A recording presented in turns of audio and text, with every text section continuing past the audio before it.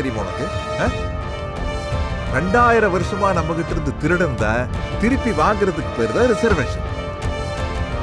நம்ம பொருளை நம்ம கிட்ட திருப்பி கொடுக்கறதுக்கே அவனை கிட்ட போய் கெஞ்ச வேண்டியதா இருக்குது.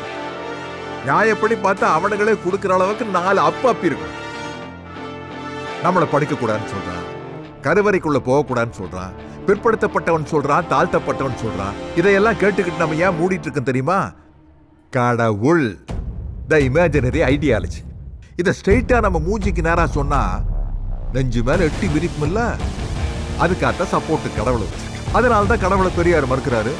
மற்றபடி பெரியாருக்கு கடவுளுக்கு முன்ன வாய்க்காம தகராறா, உடுக்கல் வாங்கல் பிரச்சனையா, மாமச்சா பஞ்சாயத்தா, இது தெரியாம சில பேரு பெரியாரு எதுக்குறாங்கப்பா.